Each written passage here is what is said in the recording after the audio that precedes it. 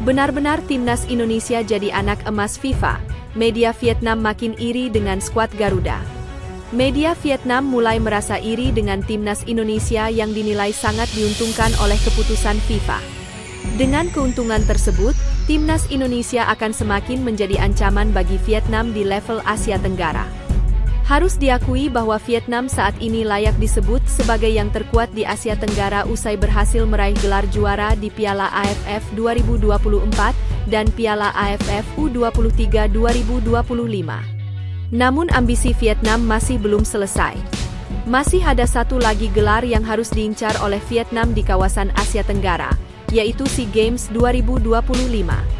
Timnas Indonesia lagi-lagi dianggap sebagai ancaman besar bagi Vietnam. Pengumuman resmi FIFA membuat media Vietnam ketar-ketir. Pasalnya, FIFA telah mengumumkan bahwa Piala AFF akan berubah menjadi Piala ASEAN FIFA. Itu artinya, timnas Indonesia akan mendapat keuntungan besar dari pelaksanaan Piala ASEAN FIFA tersebut. Salah satu hal yang paling menguntungkan bagi timnas Indonesia adalah soal pemanggilan pemain yang bermain di luar negeri. Sebelumnya, Piala AFF biasanya berlangsung di akhir tahun dan tidak bertepatan dengan jadwal kompetisi internasional resmi. Hal ini membuat beberapa tim kesulitan untuk memanggil skuad terbaik mereka, tulis media Vietnam, Soha, seperti dilansir tvoninews.com. Contoh tipikal adalah timnas Indonesia di Piala AFF 2024. Tim dari negara kepulauan itu tidak bisa menyertakan bintang-bintang yang bermain di Eropa, dan hanya menggunakan skuad dengan inti kekuatan U23, lanjutnya. Selama Piala AFF, timnas Indonesia kesulitan untuk memanggil skuad terkuatnya karena terhalang izin dari klub. Tak heran jika timnas Indonesia kesulitan bersaing di Piala AFF 2024, meski saat itu diasuh oleh Shin Tae-yong. Timnas Indonesia yang dibawa ke Piala AFF 2024 bukanlah skuad terkuat, tulis media Vietnam, Soha. Oleh karena itu, dengan berlangsungnya Piala ASEAN FIFA maka timnas Indonesia bisa tampil dengan skuad terbaiknya. Jika turnamen berlangsung pada hari FIFA, tim-tim dari Thailand, Malaysia, timnas Indonesia, dan bahkan Filipina akan tampil sangat berbeda dibandingkan dengan Piala AFF pada jadwal tradisional. Hal ini menjadi tantangan nyata bagi tim Vietnam, tulis media Vietnam, Soha. Hal ini tentu menjadi kabar buruk bagi Vietnam. Sebagai catatan, Vietnam selalu kesulitan untuk menang melawan timnas Indonesia jika bertanding di FIFA Matchdays. Dalam 4 kali terakhir menghadapi lawan teratas di Asia Tenggara di FIFA Days, Vietnam kalah 3 kali, kalah dari Malaysia 0-4, kalah dari Thailand 1-2, kalah dari timnas Indonesia 0-3, dan hanya menang 1 kali, menang atas Filipina 3-2, tulis media Vietnam, Soha. Ex-Lazio dianggap cocok jadi pelatih baru timnas Indonesia. Setelah Patrick Kluivert resmi didepak dari kursi pelatih timnas Indonesia, bursa calon penggantinya langsung memanas.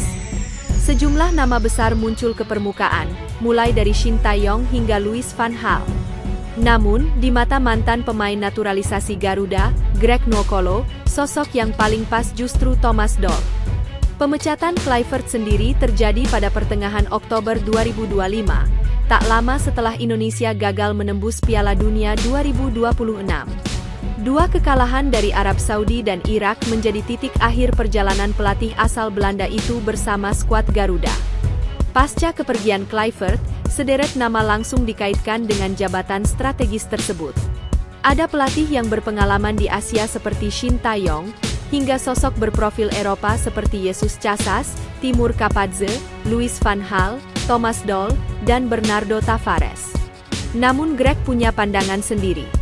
Saya akan pilih Thomas Doll, ujarnya di kanal YouTube JMTV, Selasa, 28 Oktober 2025. Menurut Greg, Doll punya sesuatu yang berbeda. Saya melihat ketika dia melatih, dia merupakan pelatih besar dan bukan pelatih biasa, lanjutnya. Jejak panjang Thomas Doll di dunia kepelatihan. Thomas Doll bukan nama asing dalam dunia kepelatihan. Berdasarkan data Transfermarkt, pelatih asal Jerman itu sudah berkarir sejak 2001 dan pernah menukangi 7 klub lintas negara. Hamburger SV, Borussia Dortmund, Gençlerbirliği, Al Hilal, Ferencvaros, Hannover 96, Apoel Nicosia, dan terakhir Persija Jakarta.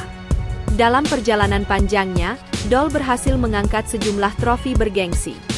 Ia meraih UEFA Intertoto Cup 2005, 3 kali menjuarai Hungarian Cup, 2014-2017, lalu sukses membawa Ferencváros memenangkan Hungarian League Cup 2014-2015, Hungarian Championship 2015-2016, serta Hungarian Super Cup 2015. Selama di Indonesia, prestasi Dol juga tak bisa dipandang remeh. Bersama Persija Jakarta, ex-pemain Lazio itu mengantar Macan Kemayoran menjadi runner-up Liga 1 2022-2023 dan finish di peringkat ke-8 pada musim 2023-2024. Soal pelatih Belanda dan pemain diaspora. Di sisi lain, Greg memahami banyak pemain keturunan Indonesia berasal dari Belanda. Namun ia menegaskan, asal negara pelatih tak seharusnya jadi pertimbangan utama. Kita bicara tim nasional, kita di sini untuk Indonesia bukan karena kita banyak pemain keturunan dari Belanda, kita ambil pelatih dari Belanda, ujarnya. Menurutnya, yang terpenting adalah kualitas dan pengalaman, bukan paspor sang pelatih. Sebenarnya pelatih timnas Indonesia tidak harus Thomas Doll. Tapi, kalau harus mencari nama lain, saya harap pelatihnya yang seperti dia, kata Greg. Cocok dengan visi PSSI dan pengembangan pemain muda. Greg menilai karakter Thomas Doll sejalan dengan visi jangka panjang PSSI. Ketika menangani Persija, pelatih berusia 58 tahun itu dikenal rajin memberi kesempatan bagi pemain muda untuk berkembang. Hal ini, kata Greg, penting agar regenerasi di tubuh timnas Indonesia berjalan konsisten. Pelatih seperti Doll dianggap mampu menjaga kesinambungan itu tanpa perlu membangun ulang dari nol. Ada baiknya jangan ambil pelatih dari Belanda. Jika Anda bertanya ke saya soal karakter pelatih, saya setuju dengan pernyataan Hamka Hamzah. Banyak orang ingin Shin Taeyong balik.